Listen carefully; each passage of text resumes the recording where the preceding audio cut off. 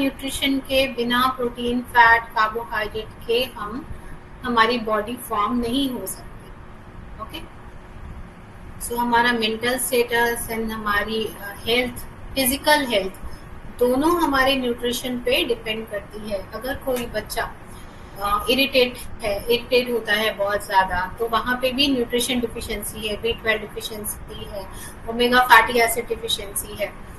तो mental status and physical status दोनों depend करता है आपका न्यूट्रिशनल सप्लाई कैसा है उस पे। ओके, हम क्या खा रहे हैं, कैसा खा रहे हैं, कितने दिन पुराना खा रहे हैं या कितना फ्रेश खा रहे हैं, इन सब पे भी न्यूट्रिशन चेंज होता है। अगर फ्रेश फूड हो और थोड़ा 4 दिन पुराना फूड हो, कोई वेजिटेबल, रॉ वेजिटेबल की अगर बात की जाए, तो दोनों का न्यूट्रिशन भी चेंज हो जाता है, मतलब कम हो जाता है। ठीक है, और हम जैसा खाएंगे वैसा हमारी बॉडी बिल्ड होगी। अगर खराब खाएंगे तो खराब फॉर्मेशन होगा, इंटेस्टाइन खराब रहेगा, एब्जॉर्प्शन खराब होगा, हमारा मूड खराब रहेगा, हमें बार बार बीमारी होगी। तो all depends on our what we eat, क्या हम खा रहे हैं।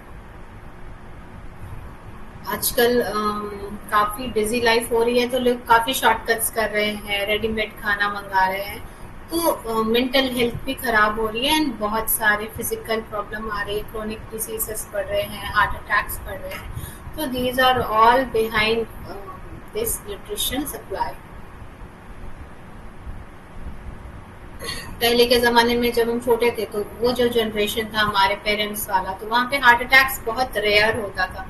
डायबिटीज़ बोलते थे अमीरों की बीमारी। आज मिडिल क्लास, इवन लो क्लास भी है, जो लोअर मिडिल क्लास जो होते हैं उनमें भी डायबिटीज़ है। एक शॉपकीपर है, उसको भी आज डायबिटीज़ है। तो आज ऐसा नहीं है कि सिर्फ रिच पीपल को ही डायबिटीज़ है। रिच पीपल क्यों बोलते थे पहले कि रिच पीपल को ही होता है? बिकॉज रिच पीपल का खाना कैसा होता है, रिच होता था पहले। अभी तो रिच पीपल काफी हो गए, अवेयर हो गए हमें क्या खाना है, हेल्थ कॉन्शियस हो गए। पहले रिच मतलब क्या मेंटेलिटी होता था, आदमी मोटा होगा, सेट काइंड ऑफ थिंग, कि वो मोटा होगा, उसका पेट निकला होगा, ऐसा। तो अगर किसी इंसान का पेट निकला है, that means there must be chances of, और maybe there is any chronic disease. Okay, या तो CSD हो सकता है, या तो डायबिटीज हो सकता है, या तो हाई ब्लड प्रेशर हो सकता है, कुछ ना कुछ हो ही सकता है। 90% चांसेस बढ़ जाते हैं टमी फैट होने से। पेट जितना बड़ा होगा चांसेस उतने ज्यादा होंगे। तो इसीलिए पहले अमीरों की बीमारी कहते थे, हर किसी को नहीं होती थी ऐसी बीमारियां, क्रोनिक डिजीजेस। बट आज की डेट में हर घर में मोस्टली होता है, जो अवेयर नहीं है।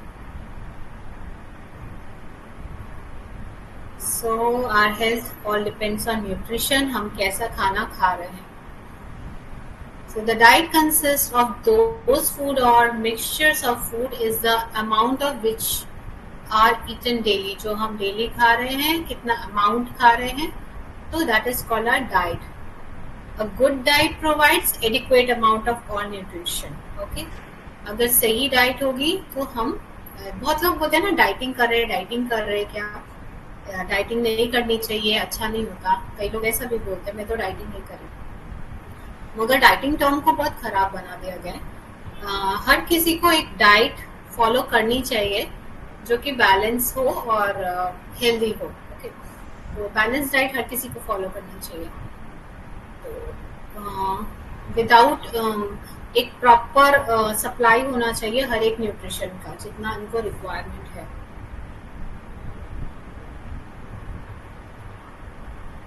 Dietary habits depend on geographical and cultural traits and vary accordingly. हमने भी पढ़ा था कि जो डाइटरी हैबिट्स हैं वो रीजन वाइज भी चेंज होती हैं। उनके कल्चर में क्या है, पंजाबीज हैं तो अलग होगा, नॉर्थ साउथ इंडियन है तो अलग होगा, तो उनके कल्चर पे भी डिपेंड करता है।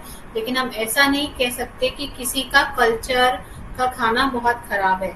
उनके कल्चर के हिसाब से उन्होंने जरूर कुछ ना कुछ मॉडिफिकेशन किया है जिससे कि वो उस टाइम हेल्दी थे। अगर मैं बात करूँ पंजाबीज की, वो बहुत मक्खन एंड ऑल खाते थे, घी एंड ऑल, आज भी खाते हैं। लेकिन उनका वर्कआउट बहुत था, उनका जो बेसिक काम हुआ करता था वो फार्मिंग था, तो वो उतना बर्न कर पाते थे। ओके, तो इसीलिए वो इतना घी मक्खन खा पाते थे। एंड वो साग एंड ऑल लीफी वेजिटेबल भी खाते थे, जिससे कि वो जो फाइबर है वो जाता है, जिससे कि उनको डिजीजेस होने के चांस कम हो। लेकिन आज की डेट में अगर मैं कहूँ कि रोज वो एक ग्लास फुल मक्खन वाली लस्सी पी ले एंड घी वाली रोटी खाएं एंड पराठे खाएं रोज, तो नहीं हो सकता। बिकॉज आज की डेट में लाइफस्टाइल पूरा चेंज है।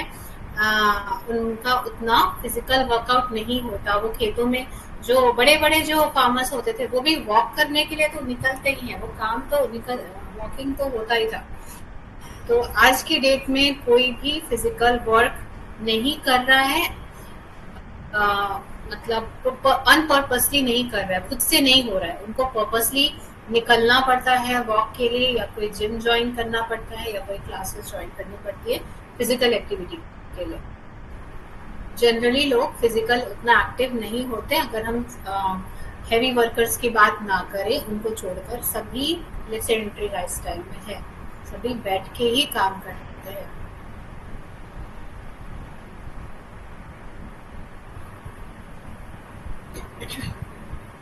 सो आज की डेट में न्यूट्रिशन हम कैसा ले रहे हैं, डाइट हम कैसा ले रहे हैं, that is very important. Nutritionist is an expert. Nutritionist कौन होते हैं? एक्सपर्ट न्यूट्रिशनिस्ट वो एक्सपर्ट होते हैं जो फूड एंड हेल्थ के बीच में रिलेशन बताते हैं कि आप कैसा खाना खाओगे तो हेल्दी रहोगे। और डाइटिशियंस कौन होते हैं? वो एक्सपर्ट होते हैं on which one should eat under different condition. They are more specific in diseases, कि अगर किसी को कोरोनरी आर्टरी डिजीज है, अगर किसी को रीनल डिजीज है, किसी को डायबिटीज है, तो उनको कैसा खाना हमें देना चाहिए। एंड वो कैलकुलेशन करते हैं person to person. Okay, as we can say I am a dietitian, मैं क्लिनिकल डाइटिशियन हूँ। हमने प्रॉपरली 5 इयर्स पढ़ाई किया है कौन से डिजीज में हमें कितना क्या देना है।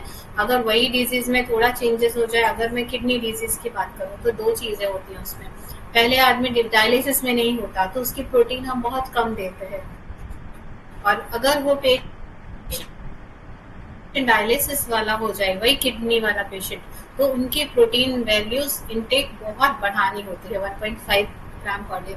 तो dietitians are specific in every diseases and every clinical diseases and chronic diseases.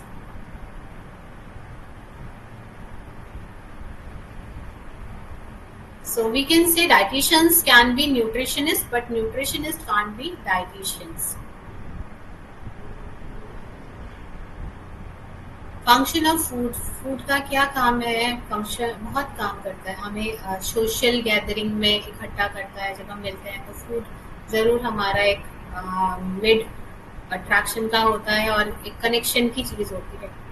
तो that is important in every meeting and all. Meeting में भी हम कुछ ना कुछ तो स्नैक्स ऑफर होता है आफ्टर मीटिंग या इन बिटवीन, टी कॉफ़ी ज़रूर रहता है।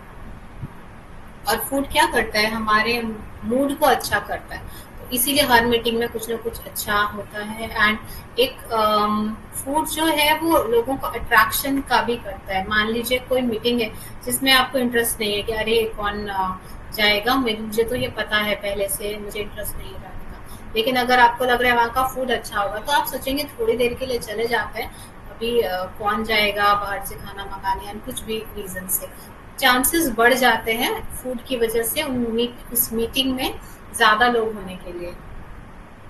Okay, so food is very important part in daily life. So physiological function क्या है? Most important function of food is to build our body. हमारी body बनाता है ये। हम बर्थ लेते हैं 3 kg, 3 kg, 3.5 kg जैसा, 2 kg, एंड बड़े हो जाते हैं। आज की डेट में मेरा वजन है 53 kg।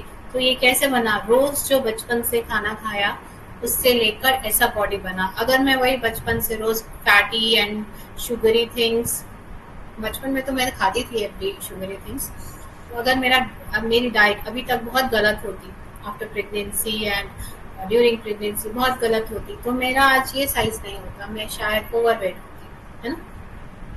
बस आजकल लाइफस्टाइल बहुत ही सेडेंटरी हो गई। तो हम जैसा खाएंगे हमारी बॉडी साइज उसके हिसाब से होगी। अगर कोई बहुत लीन एंड थिन है यानी कि उसने कम कार्बोहाइड्रेट इनटेक किया है। So food provides energy our body needs for all the activities. किसी भी काम को करने के लिए हमें एनर्जी लगती है और वो हमें मिलता है फूड से। ठीक है, तो मेनली कार्बोहाइड्रेट जो है वो फूड एनर्जी देने का काम करता है। सेकंड, प्रोटीन भी एनर्जी दे सकता है लेकिन उसका वो मेन काम नहीं है। थर्ड, फैट भी एनर्जी देता है लेकिन वो एक स्टोर की तरह रहता है, वो स्टोर रहता है, रिजर्वायर की तरह रहता है। जब हमें कार्बोहाइड्रेट नहीं मिलेगा तो ये फैट अपनी एनर्जी देगा, वहां से हम हमारी बॉडी यूज करेगी। तो ये तीनों ही एनर्जी दे सकते हैं। फोर्थ एंड फिफ्थ आता है आपका विटामिन एंड मिनरल्स। ठीक है, 5 न्यूट्रिएंट्स होते हैं, protein, fat, carbohydrate, vitamin and minerals. Okay, तो 5 में से 2 जो है वो एनर्जी नहीं दे सकते। ओके, बाकी 3 जो है प्रोटीन, फैट, कार्बोहाइड्रेट, ये तीनों ही एनर्जी देते हैं। कार्बोहाइड्रेट 4 किलो कैलोरीज देता है, प्रोटीन 4 किलो कैलोरीज देता है, लेकिन जो फैट है वो सबसे ज्यादा कैलोरीज देता है। अगर हम सिर्फ 1 ग्राम फैट खाएंगे तो 9 किलो कैलोरीज मिल जाएगा। वही हम 1 ग्राम कार्बोहाइड्रेट खाएंगे तो हमें सिर्फ 4 ग्राम किलो कैलोरीज मिलेगा।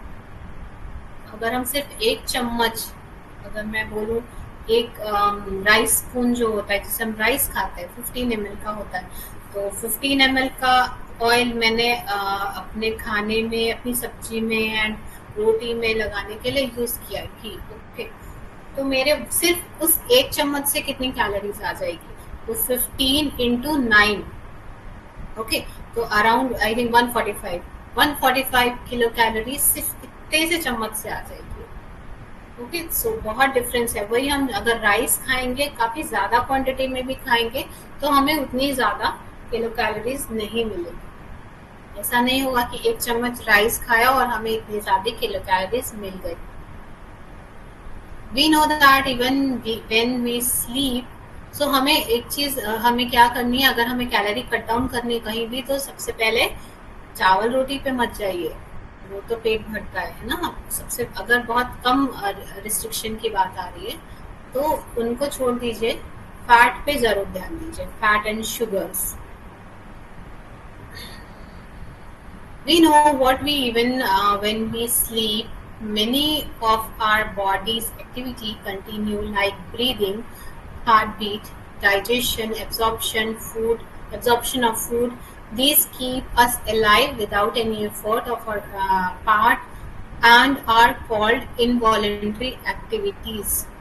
हमारी बॉडी में 2 टाइप की एक्टिविटीज होती है, voluntary and involuntary. Okay, involuntary जो हम हमारे कंट्रोल में ही नहीं है, जैसे खाना डाइजेस्ट होना, मैंने चबा के मुंह में अंदर यहाँ रख लिया, यहाँ तक चला गया, अभी वो अपने आप धीरे धीरे अंदर जाएगा, स्टमक में अपने आप चर्निंग होगा, वो मेरे कंट्रोल में नहीं रहेगा। Okay, that is involuntary. और मैं जो खाने को चबाऊंगी, मैं जो बोल रही हूँ, मैं हाथ को मूव कर रही हूँ, दीज आर वॉलेंट्री, वो ये मेरे कंट्रोल में है। ओके, सो इन सब काम के लिए जो वॉलेंट्री है, जो इनवॉलेंट्री है, जो अपने आप हो रही है, जो लंग्स सिकुड़ रहे हैं, फूल रहे हैं, ये एक इनवॉलेंट्री है। तो ये सारे फंक्शन के लिए ही एनर्जी लगता है। हम जो नहीं कर रहे हैं, अपने आप हो रहे हैं, उनके लिए भी एनर्जी लगती है।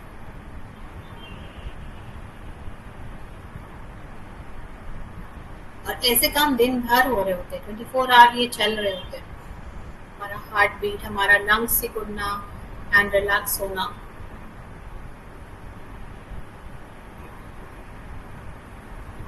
अगर ये हमारे कंट्रोल में होते हैं ना, बहुत लोग सुसाइड करते हैं, तो क्या करेंगे, मेरा हार्ट पंप करना बंद कर देता हूँ, ऐसा हो जाता है ना।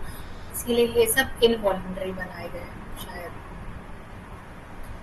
The work of activities we do when we are awake and our mind is in, like studying, walking, cooking, or working at the desk or playing a game of badminton is called voluntary activities. ठीक है, जानबूझ के करना।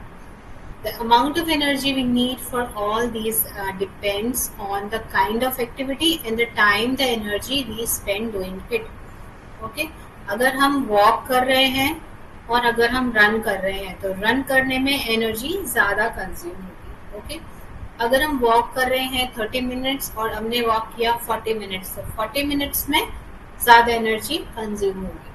अगर हमें कम time है हमारे पास लेकिन हमें एनर्जी ज़्यादा खर्च करनी है तो हमें वॉकिंग की जगह में रनिंग करनी है या फिर स्किपिंग करनी है, तो उसमें हम ज़्यादा एनर्जी खर्च कर पाएंगे.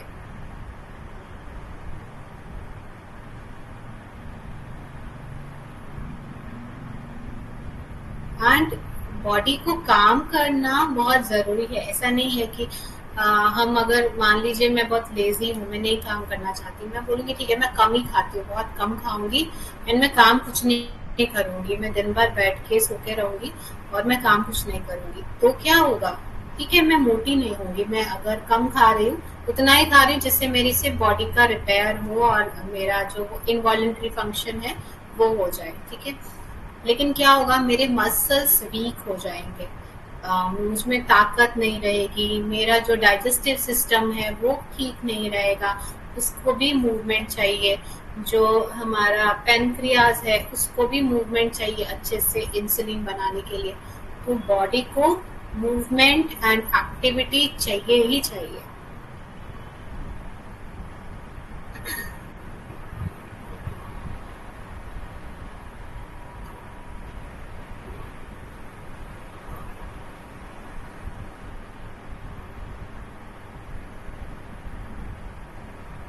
The work of activity we do when we are awake and our mind is like studying, okay, we have done it. The third function of food is to regulate all activities of the body to protect it from diseases and infection. Example of some activities which regulate the body are given below. Beating of our heartbeat for circulation of blood. ठीक है, heart हमेशा ऐसा सिकुड़ता होता है, press करेगा तभी तो प्रेशर बनेगा और वो ब्लड जो है बाहर आएगा, है ना. तो इस तरह इसलिए बीटिंग होता है ताकि प्रेशर होके ब्लड निकल के लंग्स में जाए, लंग्स से हार्ट में आए और फिर वो बाहर निकल के पूरी बॉडी में सप्लाई हो पाए. Maintenance of our body temperature. Temperature maintain होने के लिए भी ज़रूरी है ब्लड फ्लो होना. Muscle contraction for voluntary and involuntary movement.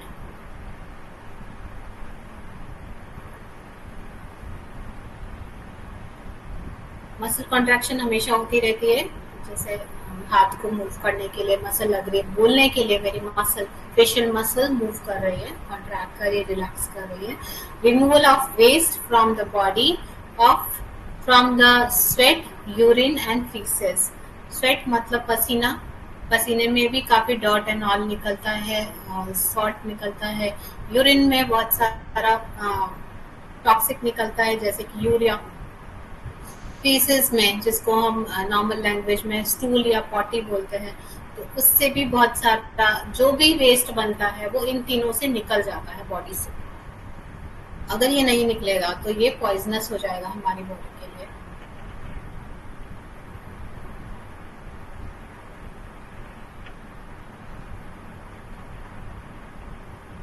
Sweating is not most important, क्योंकि अगर स्वेट नहीं निकलेगा तो यूरिन एंड फीसेस है बाकी वेस्ट को निकालने के लिए.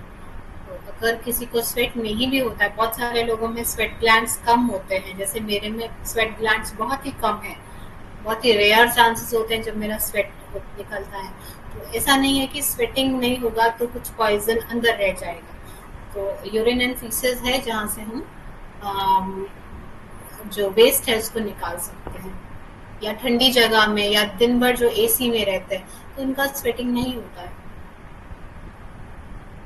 Apart from these, vital nutrient in food also help to protect the body from various infection, disease and from wearing out. तो बहुत सारे वाइटल न्यूट्रिएंट्स हैं जो प्रोटेक्ट करते हैं बॉडी को वेरियस इन्फेक्शन से, जैसे कि वो हो गए vitamin and minerals.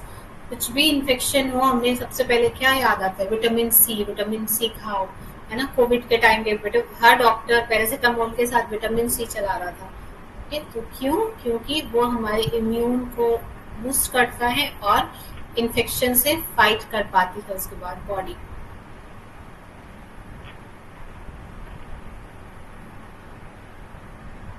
Vitamin C के अगर मैं सोर्सेज बोलूँ, क्योंकि हमें फूड से ही करना है, हमें नहीं मेडिसिन प्रिस्क्राइब करनी है। सो फूड सोर्सेज में अगर बोला जाए, आंवला is very good option, guava is good option, lemon is good option, and citrus fruit जो होते हैं, ऑरेंज, मौसमी, these are very good sources of vitamin C। तो आप अगर फ्रूट रोज, जैसे ये तो सीजनल फ्रूट हो गए है ना, गुआवा, मौसमी, ऑरेंजेस, तो साल भर क्या करेंगे आप? सैलड में बस आप नींबू डाल लीजिए, आपका हाफ नींबू आप रोज डाल लीजिए, आपका कंप्लीट हो जाएगा विटामिन सी। अगर आप चाहें कि मैं ज़्यादा इम्यून रहूँ, मुझे इन्फेक्शन हो ही नहीं, मैं कल के लिए भी आज खा लूँ, तो ऐसा नहीं होता है। Vitamin C water soluble nutrient है, और अगर मैं चाहूँ कि मैं आज कल का भी खा लूँ, कल मैं नहीं खाऊंगी, मुझे आलस आ रहा है, तो ऐसा नहीं होगा। मैं एक्स्ट्रा जो खाऊंगी वो यूरिन से निकल जाएगा। ओके, हम उसको स्टोर नहीं कर सकते, क्योंकि वो वाटर के साथ मिक्स होके रहता है, वो फैट के साथ मिक्स होके नहीं रहता। अगर वो हमारी बॉडी के फैट में जाके मिलके रहता, तो मैं उसको स्टोर कर सकती थी बॉडी फैट में, लेकिन वो मेरे बॉडी के वाटर में मिक्स होके रहता है। तो वाटर कभी भी बॉडी में स्टोर नहीं रहता है, वो निकलता रहता है, आता है, जाता है। लाइक ये सर्कुलेशन होता है। सर्कुलेशन हम नहीं कहेंगे कि इन और आउट रिलीज होता है, जैसे कि प्लांट्स में होता है। पानी डालते हैं और उस पर्सपिरेशन करता है, वो निकालता है, तभी वो ले पाता है। उसी तरह हमें पानी बॉडी से निकालना पड़ता है, ताकि हम दूसरा पानी लें जिसमें मिनरल एंड ऑल है। तो पानी तो निकल रहा है एवरी टाइम, तो क्या होगा? जो भी विटामिन है वो भी साथ में निकल जाएंगे। यूज हुआ, जितना यूज होना है, जो एक्सेस है वो निकल जाएगा।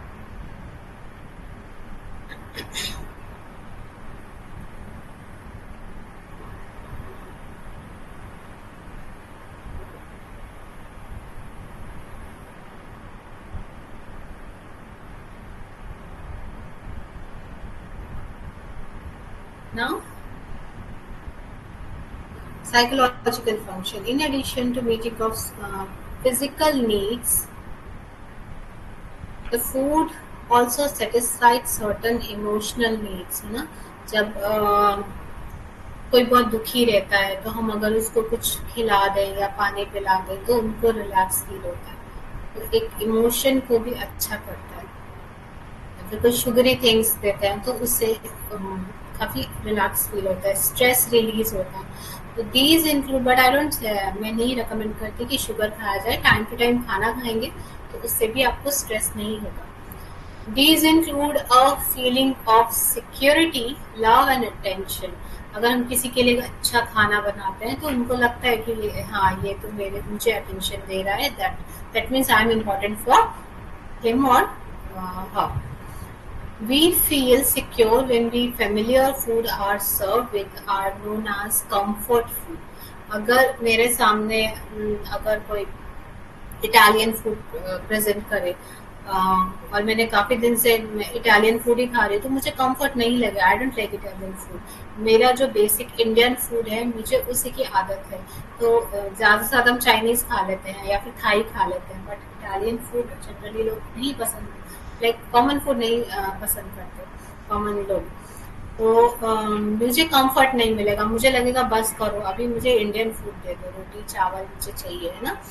तो हमारा जो फूड है उसको हम कंफर्ट फूड कहते हैं।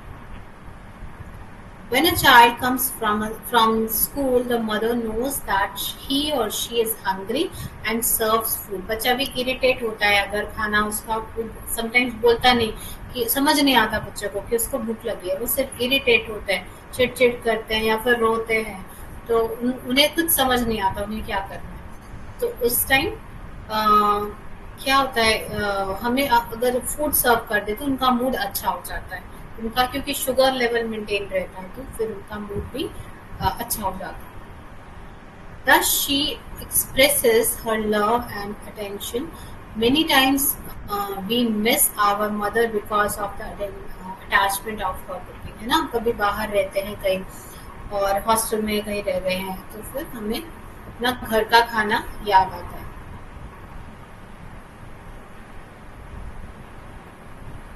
स्पेशली माँ का खाना, है ना. टर्म है माँ का खाना जैसा नहीं है.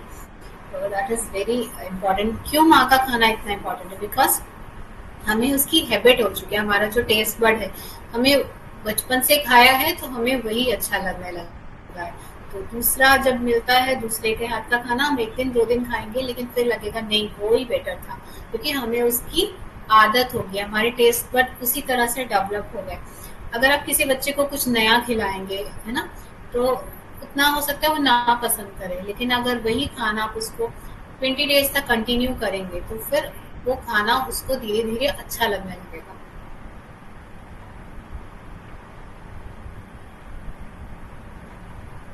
When we share our lunch with a college colleague, we express acceptance and friendship. ठीक है, हमें फ्रेंडशिप फील होता है. If we are almost friends, we try unfamiliar food and enlarge our food experience, है ना. दूसरे लोग के साथ बैठते हैं तो अनफेमिलियर फूड जो हम नहीं खाते, जैसे मारवाड़ी के साथ बैठते हैं तो उनका अलग होता है खाना, काफी थेपला और, तो हमें थोड़ा अनफेमिलियर होता है लेकिन हम उसको एक्सपीरियंस कर पाते हैं इस वजह से, बिकॉज वैरायटी ऑफ पीपल है हमारे आसपास और हमारा इनलार्ज होता है experience. So these are some of positive aspect of food acceptance. तो जितना हम, जैसे मैंने बताया बच्चे को अगर बार बार कोई ये खाना खिलाएंगे तो शायद उसका एक्सेप्टेंस हो जाए आफ्टर 20 डेज, उसको अच्छा लगने लगेगा. तो वैसे ही हम नया नया खाना दूसरे लोग के साथ खाएंगे तो खाते खाते वो अच्छा लगने लगता है.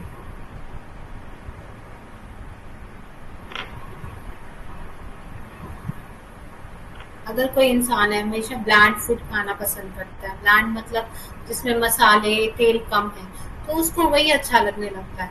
लेकिन अगर जो बहुत लोग हैं जो रोज गरम मसाला एंड ऑल खा रहे हैं, उनको आप ब्लैंड खाना दोगे तो लगेगा अरे ये क्या दे दिया आपने बार बार खाना. लेकिन किसी किसी के लिए टेस्ट बड उसके लिए वही नॉर्मल है, ब्लैंड खाना ही उन्हें अच्छा लगता है.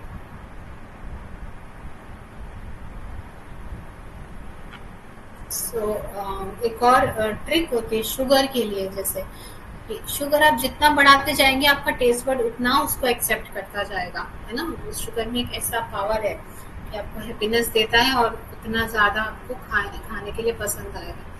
तो अगर कोई बहुत कम शुगर खाने वाला है, उसको चीनी चाय में, अगर चाय में चीनी ले रहा है कोई बहुत कम ले रहा है, उसको आप अचानक से किसी दिन ज़्यादा शुगर वाला दे दो तो उसको एक्सेप्टेंस नहीं होगा, अच्छा नहीं लगेगा. एंड कोई ज़्यादा चीनी वाली चाय पी रहा है, उसको एकदम से कम वाला दे दो, उसको एक्सेप्टेंस नहीं होगा. लेकिन आप किसी की चीनी छुड़ाना चाहते हैं तो उसको ग्रेजुअली कम करते जाइए, ग्रेजुअली कम करते जाइए, थोड़ा थोड़ा करके कम करेंगे तो उसको कम खाने की ही आदत हो जाएगी, उसको वही एक्सेप्टेंस हो जाएगा. या फिर अगर बहुत डिटरमाइंड है पेशेंट कि नहीं मैं छोड़ना ही है, मुझे वेट लॉस करना ही है, तो उस केस में अगर उसने एक बार छोड़ दिया तो फिर वो एडिक्शन खत्म हो जाएगा और फिर वो दोबारा उसको खाने की इच्छा नहीं होगी.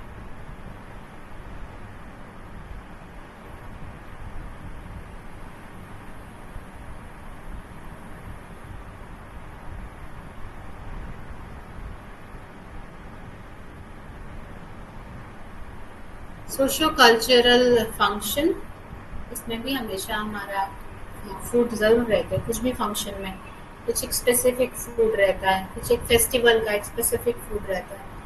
We serve refreshment at meetings and seminars to visitors to create relaxed atmosphere for the exchange of ideas.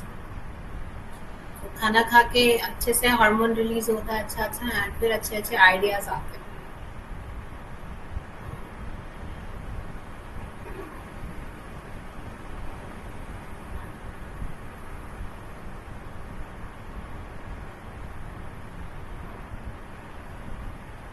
Food is also used an expression of happiness. For example, we distribute sweets when we pass examinations.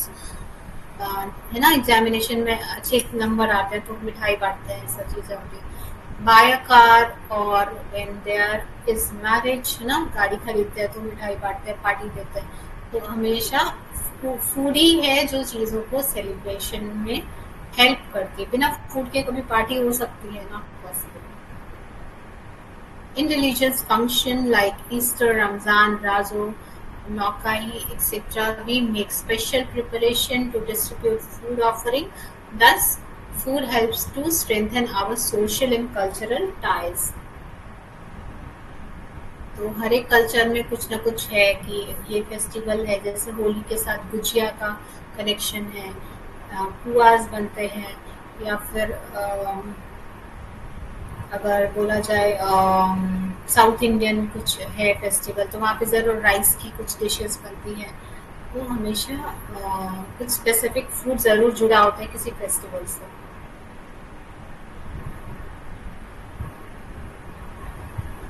Food habits. Food intake is related to food habits, which is a powerful force of deciding what we eat. We tend to eat according to our set food habits, and like all habits, these may be good or bad.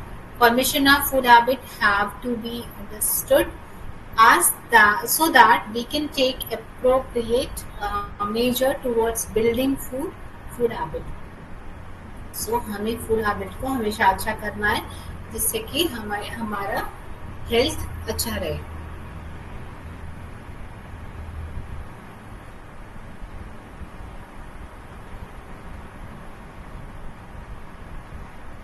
Regional and community variations पे भी food change होता है, food habits change होता है. So food habits are affected by food. जैसे अगर Jain food बोला जाए तो जैन फूड में नॉन वेज नहीं होता, लहसुन प्याज नहीं होता, तो उनकी अलग फूड हैबिट है. By food production and supply, for example rice is a staple food in the east, west and south of India, whereas wheat is popular in north, है ना. तो जहाँ पे जो चीज ज्यादा कल्टीवेट होती है, ज्यादा उगती है, उनके लिए वही उनका स्टेपल फूड है. स्टेपल फूड मतलब उनका सबसे मेन खाना, कि वो उसके बिना, जिसके बिना वो खाना नहीं खा सकते. तो जैसे राइस साउथ में स्टेपल फूड है, हर मील में उनका राइस जरूर होगा, दिन में 2 बार तो जरूर होगा. एंड साउथ में तो राइस ही तीनों प्रोडक्ट में, तीनों मील में राइस जरूर होगा, चाहे वो डिशेस कुछ भी हो, राइस हो या फिर उनका इडली हो या फिर डोसा हो, सब में राइस जरूर है.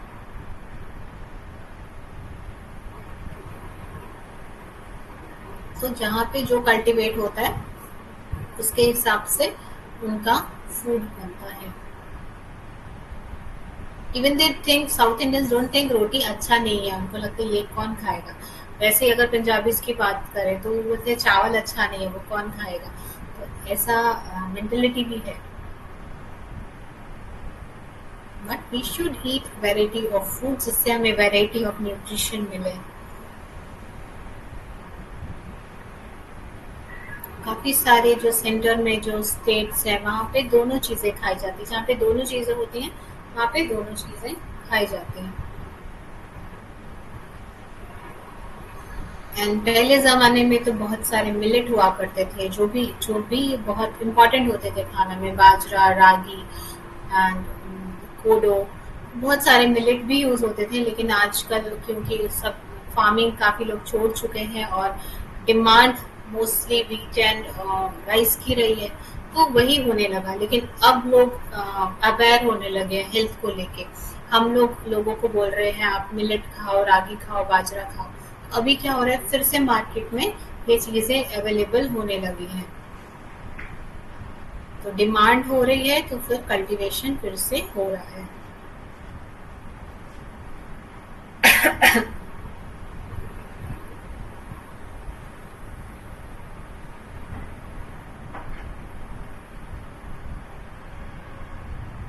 In spite of all this variation, all regional pattern can meet the nutritional need of people if sufficient food from each group is included.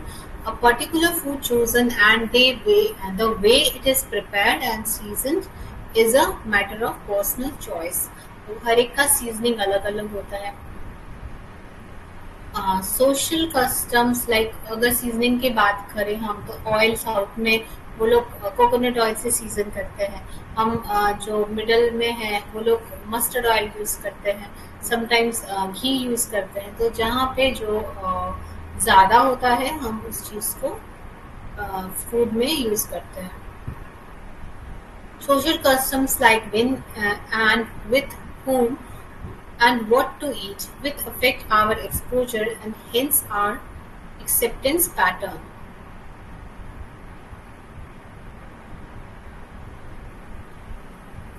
So basically जो easily available है हमारी डेली लाइफ में वही आता है। और भी फैक्टर्स हैं जो हमारे फूड को चेंज कर देते हैं। लाइक पर्सनल फैक्टर हो सकता है। The atmosphere in which we eat may modify our altitude towards food attitude towards food. Happy or an unhappy atmosphere affect our reaction to food and eating. जैसे mood खराब हो तो खाने की इच्छा नहीं होती, अफेक्ट हो जाती है हमारी ईटिंग। एंड अगर बहुत हैप्पी है तो हमें कुछ अच्छा पार्टी काइंड ऑफ थिंग खाने का मन करता है। तो ये पर्सनल फैक्टर्स भी हर पर्सन टू पर्सन वैरी कर सकता है। पर्सनल फैक्टर में और भी चीजें हो सकती हैं। अगर कोई अकेले रह रहा है या कोई हॉस्टल में रह रहा है तो उसके पास जो अवेलेबिलिटी होगा उसी हिसाब से वो खाएगा। Everyone has a personal response to the taste of food. We may like pungent food and acid food, while our friends may prefer mild or astringent foods. These basic influence affect our food habits as we tend to adopt the food practices of our family. तो मारवाड़ीज हैं तो Marwaris kind of आदत रहेगी भुजिया खाने की, है ना, पराठा चाय ये सब खाने की आदत रहेगी। एवरी मारवाड़ीज टेक टी होगी तो उनको सबसे पहले टी में कंट्रोल करना पड़ता है। Our selection of food should be based on the knowledge of food values. Dietitian की बात की जाए तो उसका माइंडसेट अलग होगा। वो कल्चरल पे भी ध्यान देगी, ठीक है, समटाइम्स आप कल्चरल को ज़रूर इम्पोर्टेंस देना चाहिए, मगर उसका जो आईसाइट होगा वो डिपेंड करेगा इसमें क्या है, इसको खाने से क्या होगा। तो माइंडसेट चेंज हो जाता है। पर्सन टू पर्सन कैसा उसका माइंडसेट है उस पर डिपेंड करता है कि उसका फूड कैसा है।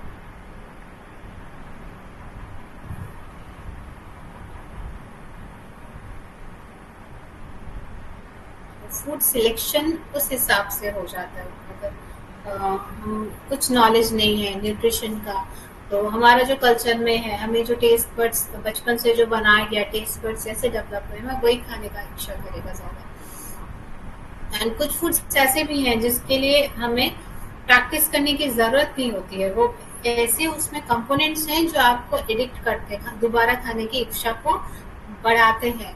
जैसे कि आपका पिज्ज़ाज हो गया, सॉसेस हो गए या फिर मैगी हो गया। आप किसी गांव में गरीब बच्चे को ऐसे मैगी खिला दो फर्स्ट टाइम, वो मांगेगा दोबारा। ऐसा नहीं है कि उसको टेस्ट डेवलप करना पड़ेगा। गरीब की बात छोड़िए, अच्छा अच्छे घर का बच्चा को मैगी दीजिए जिसको खाना रोज अच्छे से मिल रहा है, उसको मैगी आप फर्स्ट टाइम देंगे, ऐसा नहीं है उसको एक्सेप्टेंस नहीं होगा उस केस में, क्योंकि उसको उसमें ऐसे केमिकल्स हैं, ऐसे कंटेंट्स हैं जो आपको मतलब इनकरेज करते हैं, हैप्पीनेस फील कराते हैं माइंड को।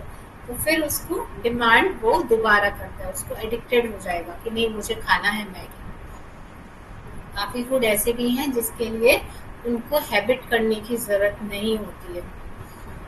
these kind of food जिसमें अजीनोमोटो एडेड है तो these are can be addictive. And sugar content जिसमें ज्यादा है वो भी आपको एडिक्ट करते हैं।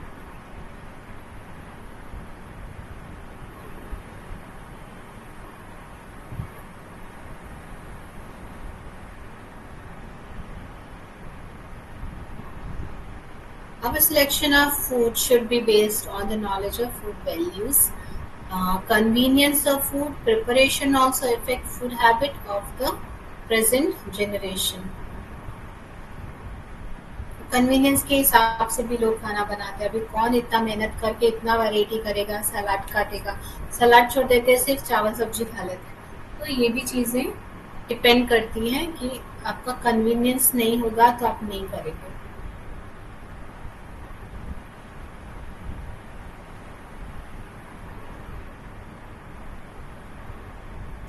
बहुत सारे फैक्टर्स हैं जब जो किसी इंसान की बॉडी फॉर्मेशन में रोल प्ले करते हैं। तो अगर कोई इंसान है जो हॉस्टल में रह रहा है, तो उसके हिसाब से आपको उसी सर्कमस्टांसेस में उसी के हिसाब से मॉडिफिकेशन करना होगा।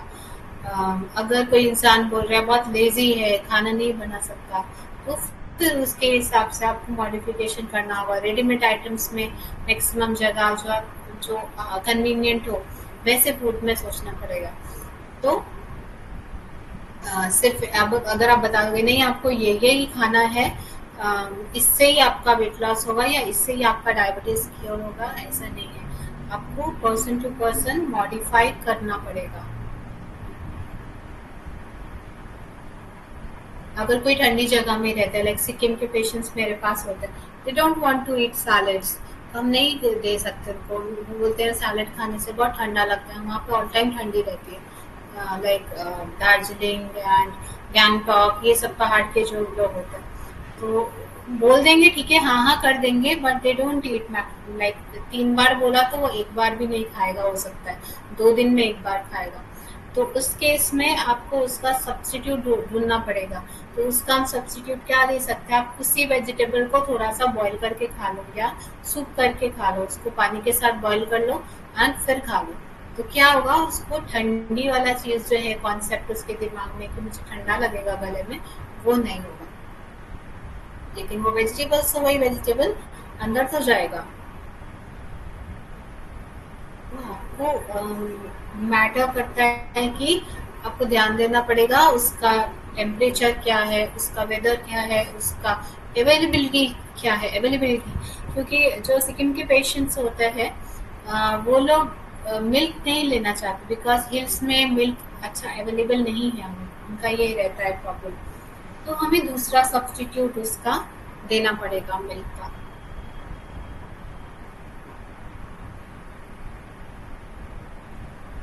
अदर फैक्टर्स क्या हो सकते हैं इंसान का खाना को चेंजेस लाने में? So many other influences modify our food habit when we move away from our region for education or work. We are exposed to new food and our eating patterns is modified. Traveling within our food region and outside also influences our food habit. Media also has a large role to play in food choices today. अभी media में क्या है, अभी sauces को इतना सुंदर सुंदर दिखाता है, लगता है वही अच्छा है ना। या फिर चॉकलेट्स को इतना अच्छे से दिखाता है कि चॉकलेट खाएंगे तो प्यार बढ़ जाएगा, ऐसा।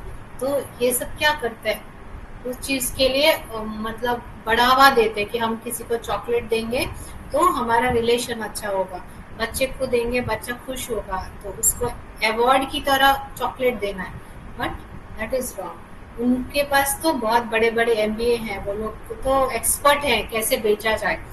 अगर आपको उसके साथ डील करना है कैसे कि मैं ये कैसे नहीं खाऊं जो हमारे लिए हार्मफुल है, तो मीडिया को कभी भी अपने खाने पे लाइक हावी मत होने दीजिए कि उसमें ऐसा दिखा रहा है तो ये अच्छा ही होगा।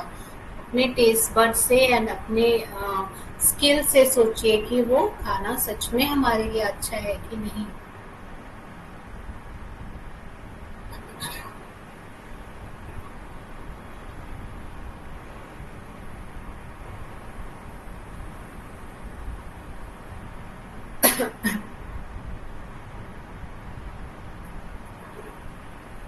Though food habits are affected by many influences, individual food intake is depend on personal preferences that are an important factor is deciding our nutrition status.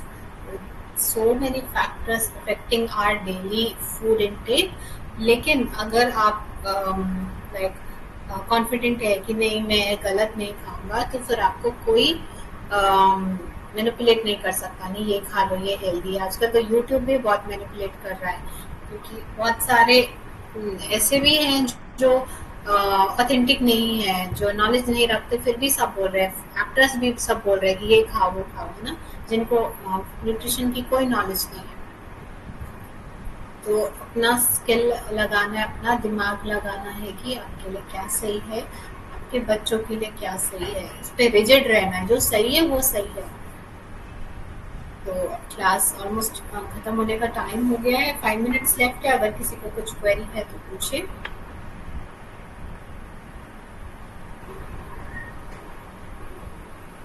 अभी हम पेपर 1 का पेज नंबर 4 पे है।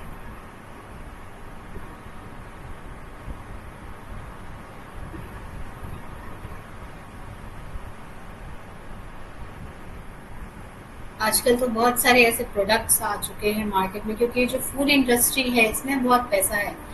तो बहुत सारे न्यूट्रास्यूटिकल प्रोडक्ट्स आ गए market में कि ये खाएंगे तो बच्चा हेल्दी होगा। मैं सिर्फ दूध नहीं देता बच्चों को, मैं उसके साथ ये मिक्स करके देता हूँ। बड़े बड़े यूट्यूबर बोल रहे हैं, ऐसा एडवर्टाइजमेंट में भी कर रहे हैं, तो इसको खाने से हाइट नहीं बढ़ी मेरी, तो इसको खाने से बढ़ी, है ना। तो ऐसा नहीं है वो खा रहे इसलिए उनकी हाइट बढ़ी, उनको पैसे मिले हैं वो बोलने के लिए, इसीलिए वो बोल रहे हैं। जरूर उनकी हाइट वो नहीं होती है उसकी वजह से। तो दीज ऑल आर मार्केटिंग।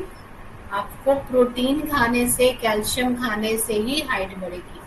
ऐसा नहीं है कि वो पाउडर जिसमें बहुत ज्यादा शुगर है जो आपको एडिक्ट कर सकता है वो खाने से बढ़ेगी। वो भी एक्चुअली क्या है, मिल्क का ही ड्राइड फॉर्म है ना। तो आप मिल्क खाइए जो आपके घर पे सप्लाई हो रहा है डायरेक्टली। अगर मिल्क नहीं पसंद आ रहा तो कर्ड के फॉर्म में खाइए, कर्ड नहीं पसंद आ रहा पनीर के फॉर्म में खाइए, नॉन वेजिटेरियन है तो एग्स खाइए। बहुत सारे सब्स्टिट्यूट्स हैं। किसी को भी from my in my opinion I never recommend कि आप सप्लीमेंट खाओ तभी आपका हेल्थ इम्प्रूव होगा। मेरे पास भी बहुत डिमांड आते हैं कि आप मैम ये प्रोडक्ट लो तो अच्छा होगा, ये रिक्वेस्ट लो। तो मुझे लगता है अगर वो इंसान कर पा रहे हैं, फूड के थ्रू खा पाएगा, एफर्ट कर पा रहे हैं, मैं कभी भी नहीं लिखती।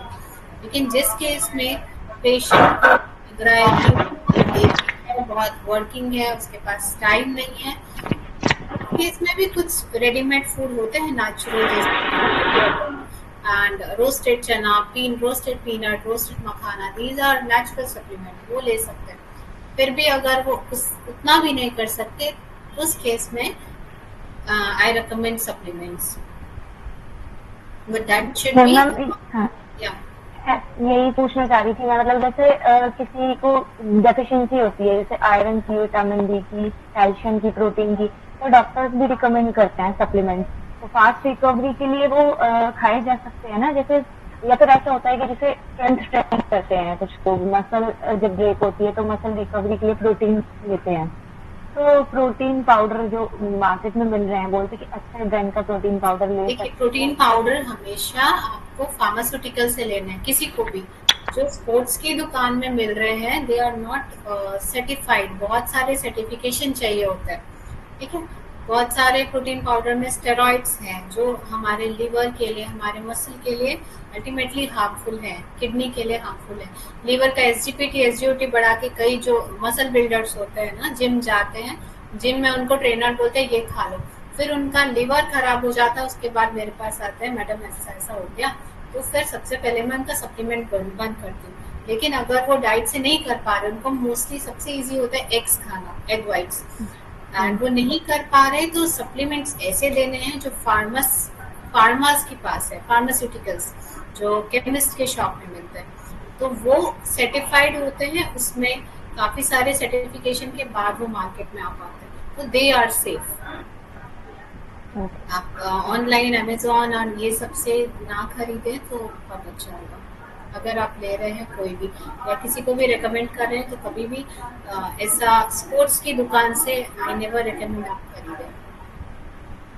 Okay, thank you.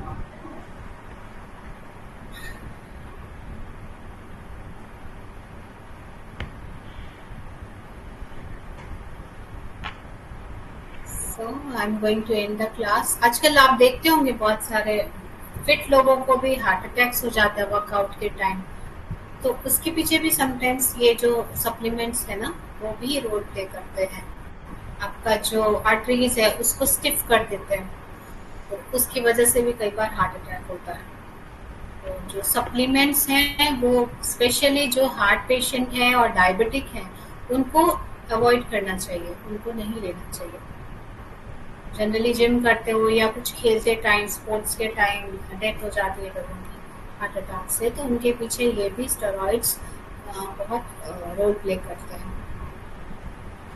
सो आज के लिए इतना ही। I am going to end the class. Good night everyone. जय श्री कृष्णा।